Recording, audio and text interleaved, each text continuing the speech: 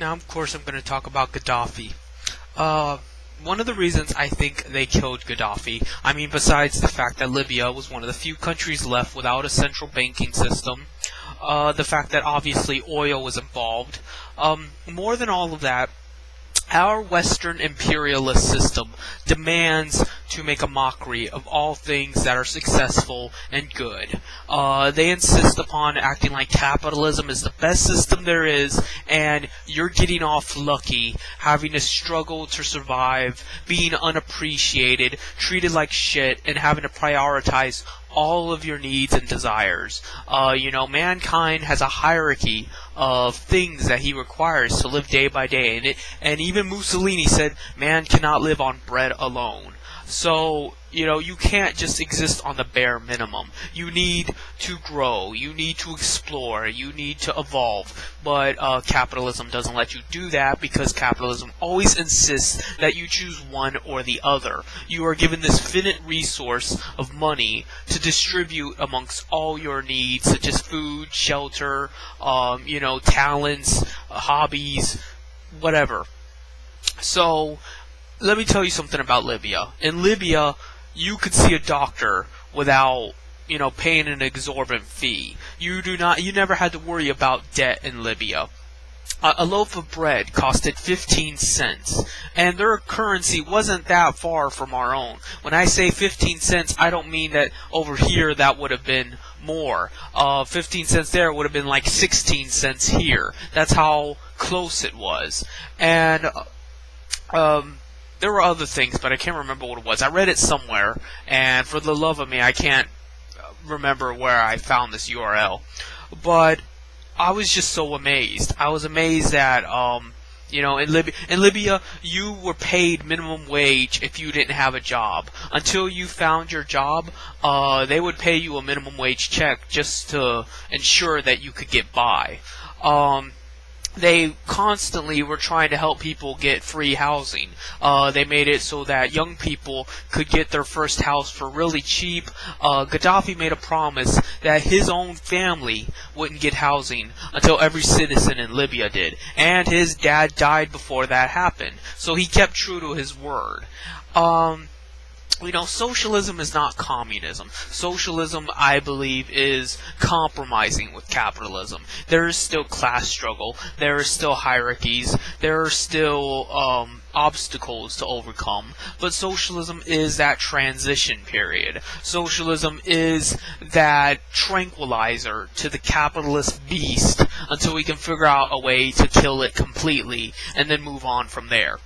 So, what I'm saying here is that Libya was a very successful socialist country. It proved that socialism works, and it proved that, it wasn't this super authoritarian state where the dictator made military guys marching goose steps across the streets. That would probably happen in a capitalist society, where to protect their assets, the rich started declaring martial law as a last resort, because fascism is capitalism in decay. Or, alternatively, all these corporations start forming their own private militias, and then they think they can do whatever they want. So they start declaring martial law. They just don't call it martial law because it's private enterprise, and that somehow makes it better.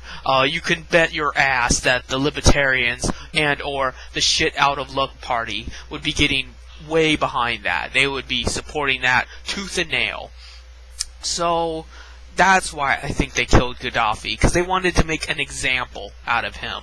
I'm sure it was about the money, it was about the power, it was about, but more than all of that, it was about making an example out of someone that refused to be part of this global capitalist system, about someone that proved you can have a nation that provides for its people while retaining their civil liberties, and they don't like that.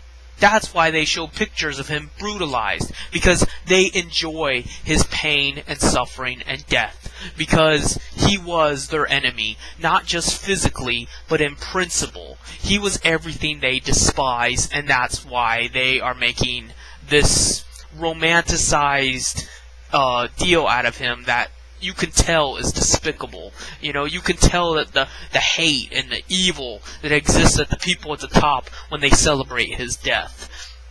And that's why, because Gaddafi was one of the actual political and spiritual opponents of this global marketing system. So, what does the future of Libya hold? I don't know. Probably nothing good. I honestly don't think there was all these rebels. Whatever rebels there were probably CIA-trained agents, much like the Taliban. Or they just make shit up. The news has made shit up in the past. Why would it be any different now? They get a few people, tell them to cheer and rally. They pay them, to kiss ass on camera. And suddenly that represents a large majority of the Libyan people? Of course not.